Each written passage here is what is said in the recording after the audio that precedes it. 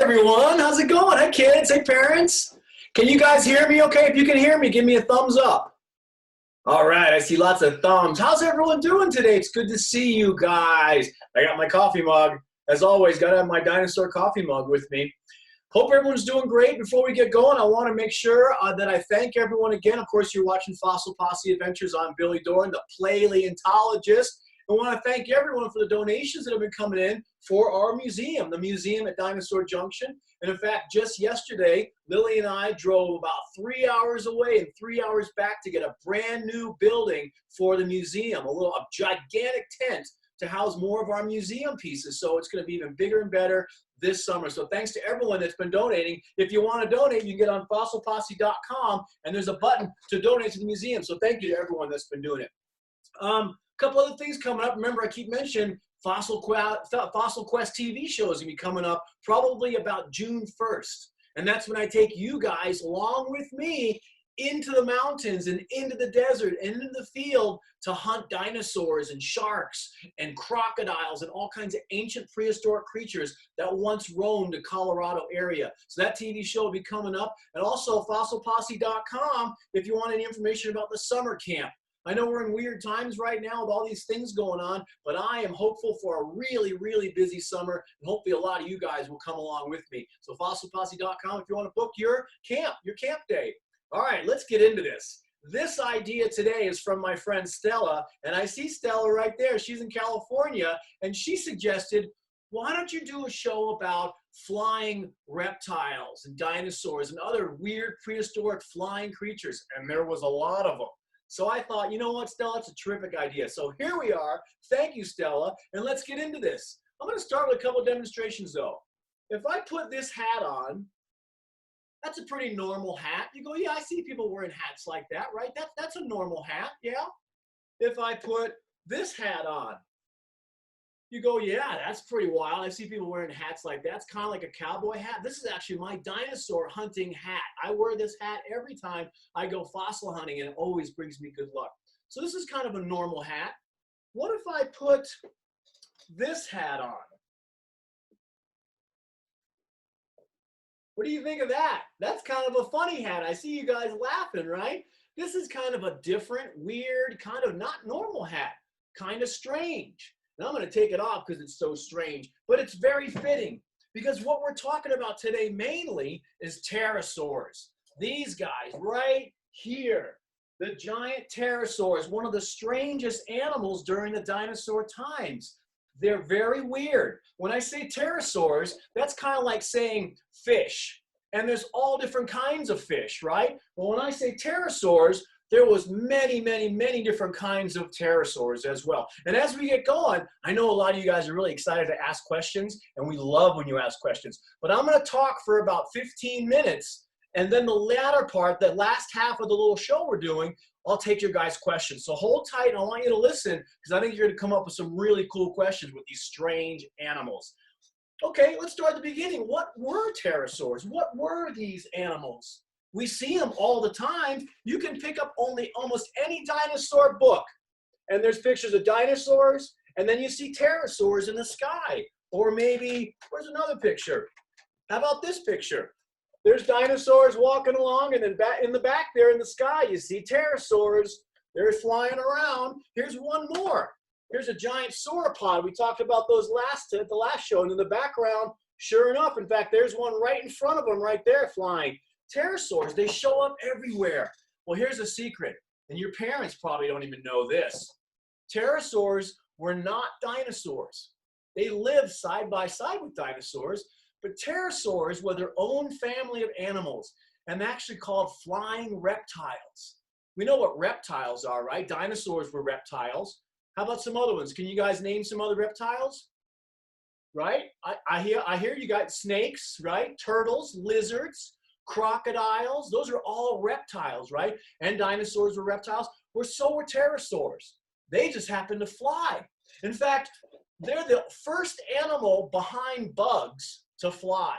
Bugs were the first ones to figure out ways to grow wings to fly. And then behind them, pterosaurs were the second animal so far discovered that figured out how to fly and realized that flight was something very beneficial to their lives. So they're very, very weird animals. But what makes them so strange? If I show you this picture right here, let's start. I'm going to start with the basics right here. What if I show you the name? Now you heard me saying, let's see if I can get it right here. I don't know if you can see that well. You can't, huh? Let's start with the name Pterosaurs. I'm saying T, the Pterosaurs, right? But if you see the word, it starts with a P. The P is silent. Pterosaurs, but starts with a P. So we can start with just their word, just the name of pterosaurs. They're strange animals. But we can take it one step further. Look at this drawing of all of these strange pterosaurs. Different sizes, different shapes, different weird things growing out of their heads. Some of them look like they had beaks, but some of them had a lot of long, spiny, little needle-like teeth, right? And most of them, a lot of them probably ate smaller things like bugs and fish and things like that. And a lot of them were probably about 6 or 7 feet wide. That's about as long as one is your mom's or dad's. If they were to lay down on the floor, they'd be that wide. And here's the funny thing, is they only weighed about as much as you guys. They were extremely lightweight animals. Do you guys know why pterosaurs were very, very lightweight, that they could be really big, but very lightweight? Take one guess. Why would they have to be lightweight? Exactly. I heard some of you guys say it. Because they flew, right? And anything that flies has to be lightweight. Otherwise, it's just not going to be able to take off. Look at an ostrich. An ostrich is just too big. It can't fly, right? But a hummingbird and most other birds are very lightweight. It's because their bones are hollow. Their bones are like straws. In fact, some of the smallest pterosaurs, their bones were only about as thin as a piece of paper. Extremely thin. So they were very lightweight. And I've only ever found one pterosaur bone in my whole life. And we found it on an expedition with the Denver Museum in Utah. And it was this long bone, probably from his arm. And it was long and hollow, like a piece of cardboard tube, like from paper towels or a toilet paper. That little tube that this stuff's wrapped around. Very lightweight. And their heads were strange. They had all kinds of weird, some of them had really weird fins growing off. Big things that looked like rudders that you see on boats, right, to steer. But most likely those were used, as with a lot of other animals, to show off. They probably were really colorful, like this picture I just showed you. Look how colorful some of these animals are. They're extremely colorful, some of them. And it's like having a big sign advertising how awesome you are and how pretty you are and how big and strong you probably are, right? That's what they use that for most of the time. But it would have been awkward. You would have seen some very awkward pterosaurs with these big things on their heads trying to fly around. And when they landed, believe it or not, they could walk around. They maybe hopped a little bit, but they had 2 feet just like you guys. And their wings were the strangest part of a pterosaur. And let me show you something pretty wild. If we look at this pterosaur right here, here's his head right here, right? Here's his body back here, and he's got 2 wings that are up in the air like this. If we look at this wing, can you see these right here? Those are fingers. Those are 3 fingers from your hand. And they had a thumb-like finger, but it's grown up into their wing. So what you're looking at right here is kind of like 3 fingers and their thumb. But what do you think makes the rest of their whole wing? What makes the rest of their wing? Does anyone know? Because it's going to be pretty funny. You got the 3 fingers, and you got that thumb that's grown in here, but you're forgetting your pinky. Believe it or not, on pterosaurs, their pinkies kept growing. So this guy's pinky goes from here all the way to the end of his wing. And then in between his wing and his ankle is a giant flap of skin, kind of like a really thin piece of leather or something like that, or cloth, right? There's no bone structure in here. It's just like a piece of cloth. So that would be the equivalent of you guys holding your hand out and your pinky being super long. Wouldn't that be strange to walk around with a super long pinky? It'd be really weird, exactly. So when they were not flying, they stood there and they folded their wings in, and their pinkies stuck straight up in the sky, which is kind of weird. And they kind of waddled along, probably kind of like a penguin. And we can find footprints from them, so we kind of know that how they walk. They walk kind of weird, like a penguin waddling along. They probably weren't very graceful animals, but they sure are neat, right? Well, what's the other thing that makes them very unique? How about size? Kind of like dinosaurs, you had everything in between. In fact, a lot of pterosaurs were only as big as this toy right here. If I put it next to my face, that's as big as this toy is. And some pterosaurs, when they were full-grown mommies and daddies, they were only this big. They were so small they could sit on my shoulder. That's kind of funny. Wouldn't that be neat to have a pet pterosaur flying around and come and land on your shoulder? That'd be pretty cool, right? But some of them, as I mentioned, were probably about 6 feet long, and they weighed about as much as you guys did. Very lightweight, but some of them got super, super big. In fact, there is one, and his name, and I know a lot of you guys out there know this, Quetzalcoatlus. And even his name is kind of a little bit scary. Quetzalcoatlus was the biggest pterosaur that ever lived. It was the biggest animal to ever fly in the history of the whole world so far discovered by science. There might be something bigger out there. They just haven't found it yet. But Quetzalcoatlus had a wingspan of almost 40 feet. That's like a small airplane. And when Quetzalcoatlus was standing on the ground with his wings tucked in, he was taller than a giraffe. In fact, just his head was almost 11 feet long. He was so big that he probably could snatch up a baby Tyrannosaurus Rex, throw it up in the air, boop, and swallow it like a penguin eating a fish. He was super, super big. But remember I said how lightweight they were? Even though Quetzalcoatlus was 40 feet wide and the largest animal to ever fly in the history of the world, he probably wasn't any heavier than your mom or dad, which is kind of funny. Remember, they have to be lightweight in order to take off.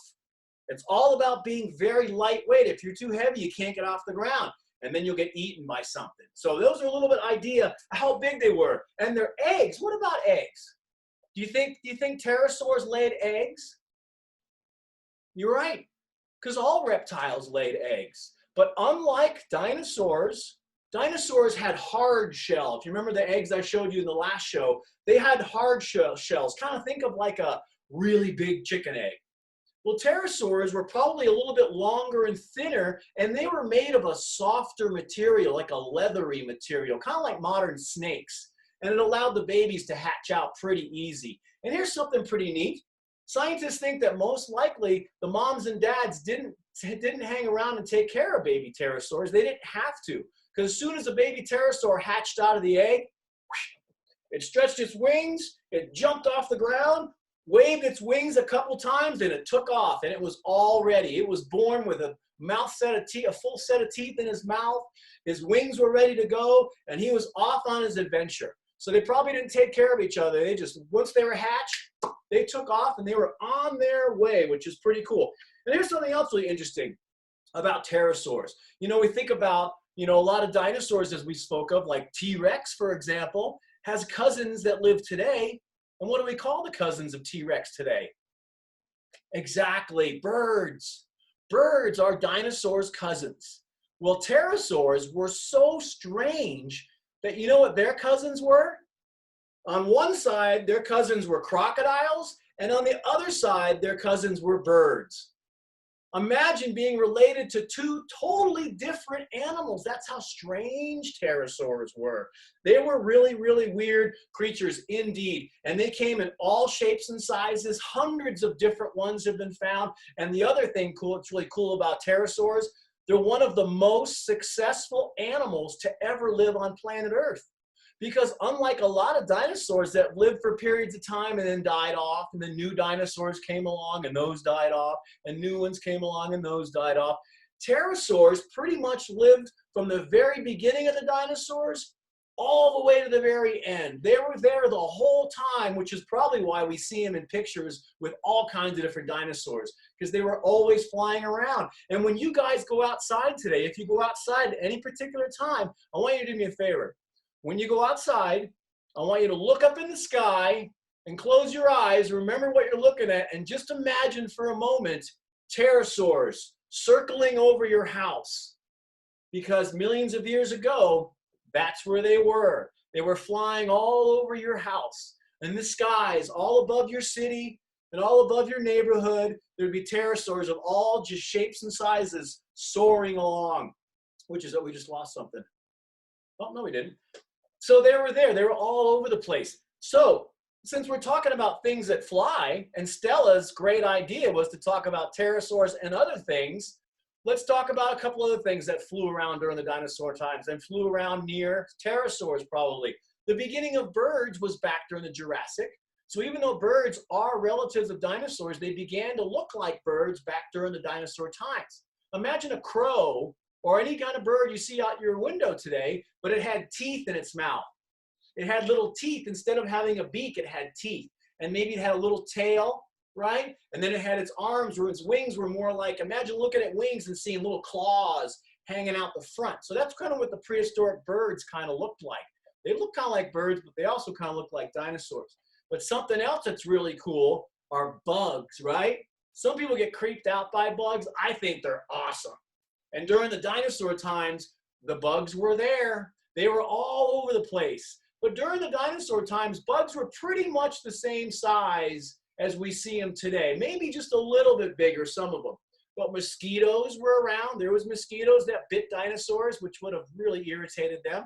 Ticks, flies, they were all there during the dinosaur times. But if we go back one step before the dinosaurs, we're in a time period called the Permian Age, before dinosaurs.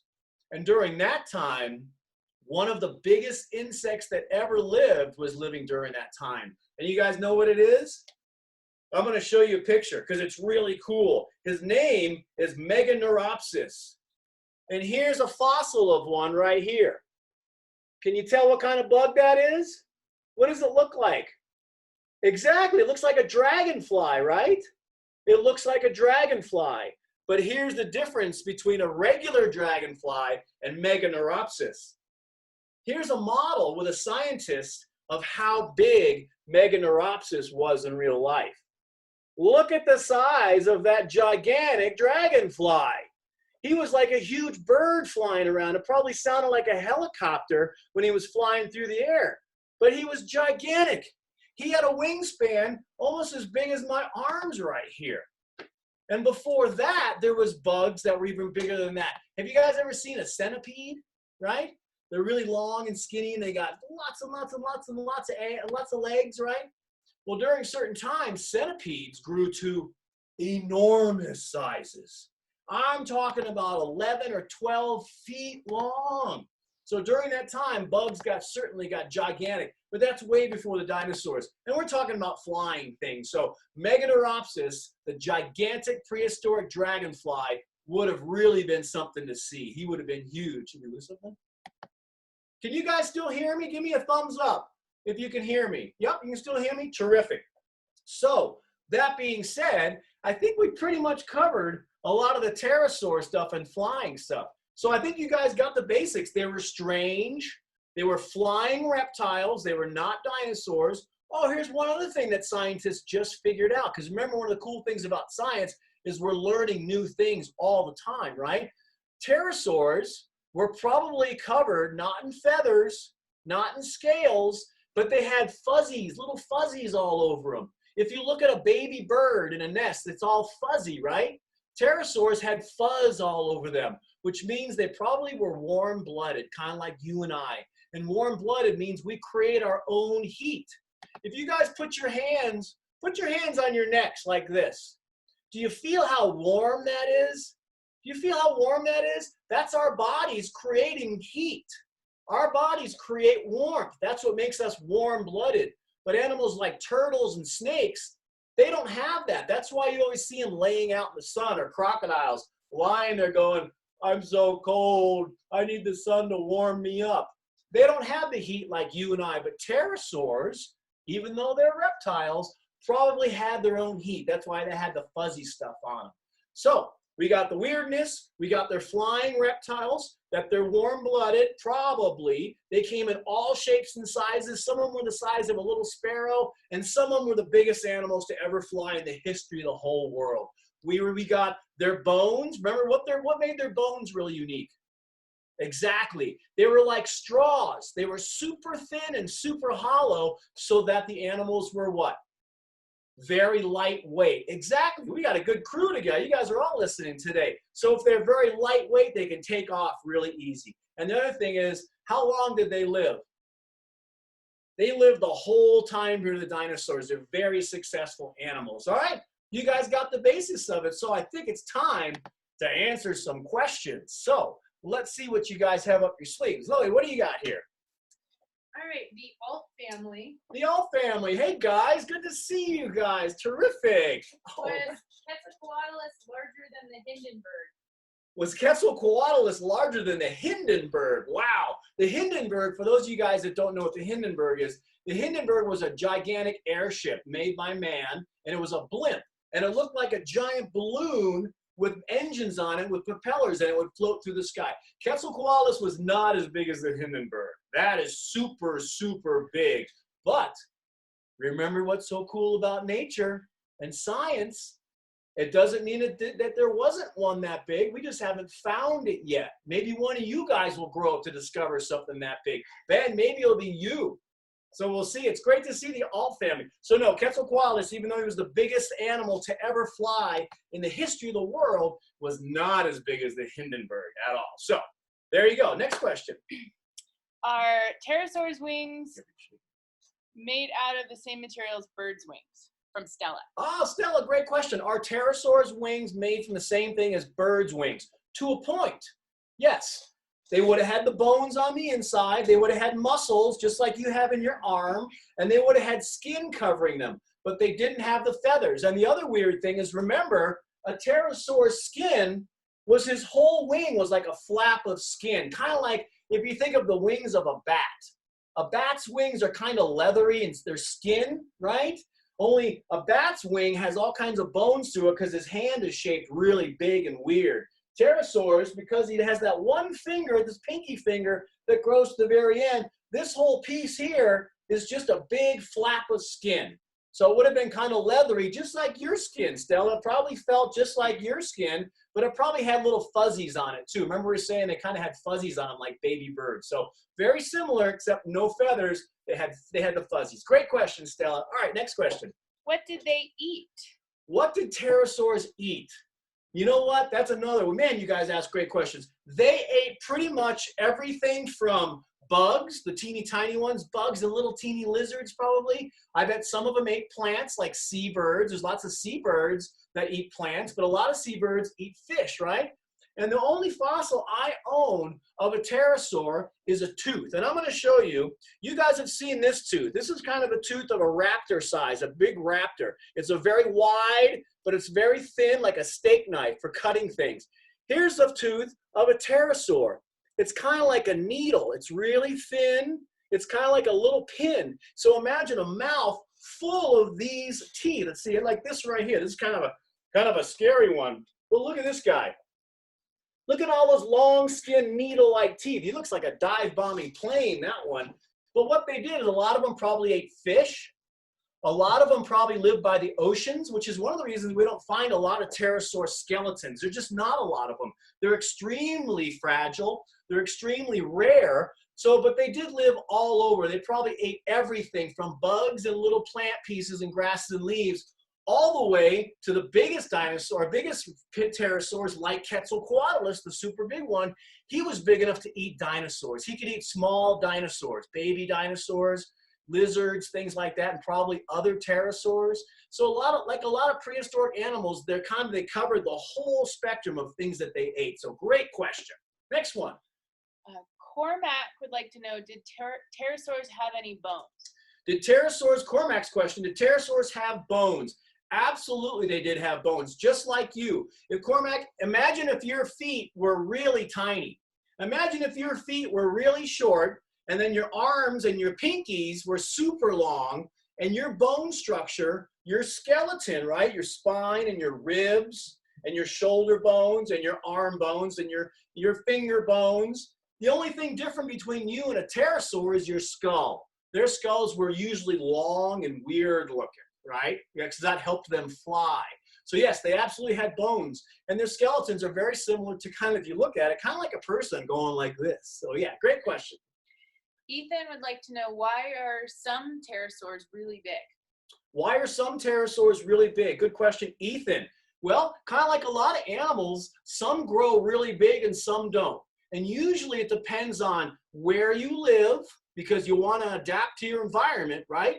You don't want to live someplace that you feel really out of place. So you want to adapt. So it has to do with where you live. It has to do with who's there out there trying to eat you. What predators are trying to eat you. So you want to be big enough to not get eaten all the time. And the other thing has something to do with what you eat. If you eat bigger things, you need to be bigger to eat them. So that answer your question? Kind of, that's why they came in all different shapes and sizes. Next question. Henry asked, how were they so light? Henry, good question. Why were pterosaurs so lightweight? You know what? I wish I had a straw. I should have got a straw for this. But if you look at a straw or a pipe, right? They're usually long and hollow. They're totally hollow. If I hold my hands like this, I can talk right through this because it's hollow, right? Well, that's what their bones were like. Imagine a long, thin, totally hollow bone, as opposed to a long, thin, solid iron pipe, right? It's like holding a bamboo or a paper tube, like a tube from paper towels or a tube from toilet paper. If you hold one of those next to holding something that's made out of metal, right? The metal's going to be heavy, and that cardboard tube is going to be really lightweight. And if you're really lightweight, you can take off and fly really easy. It's like you guys trying to hike down the street wearing a backpack full of rocks. That's not easy, right? You don't want to have a backpack full of rocks on your back, so you take that off, and then you can run and walk no problem. Pterosaurs had to be very lightweight so they could fly really easy. Good question. Next one. Oliver asks, how fast is a Quetzalcoatlus against a hummingbird? How fast is Quetzalcoatlus against a hummingbird? By Oliver. Wow, that's an interesting question. I have no idea. And I'll tell you why. As I always like to say, I call myself Billy the paleontologist, and I don't know everything. In fact, nobody knows everything. We should be learning new stuff all the time. And even adults are learning new stuff all the time.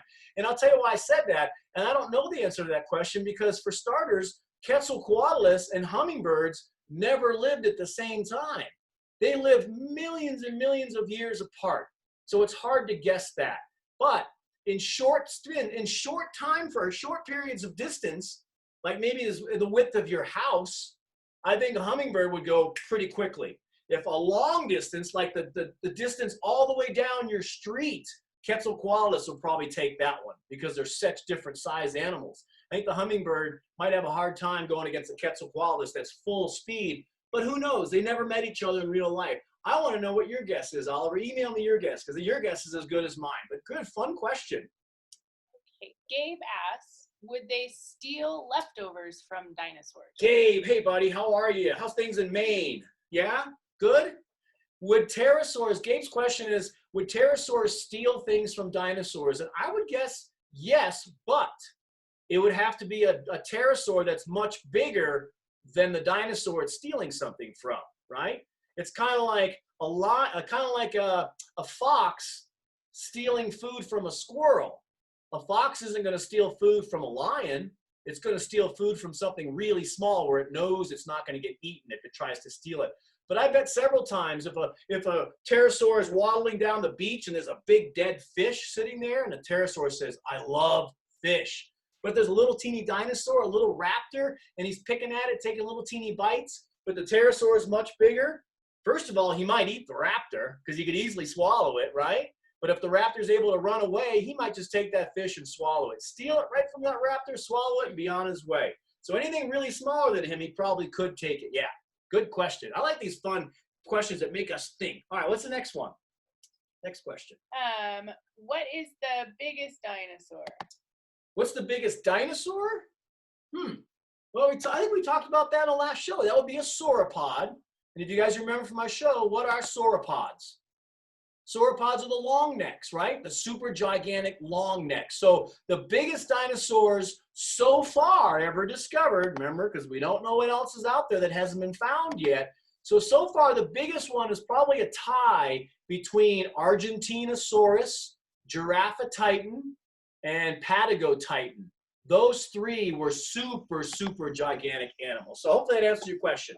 They're not sure. It's hard. They can't pick just one because sometimes there's the longest dinosaur, sometimes there's the tallest dinosaur, and sometimes there's the heaviest dinosaur. So it's a little bit of everything, but pound for pound, they think that one of those, probably Argentinosaurus, was one of the biggest ever that walked the land for sure. Great question. Next one.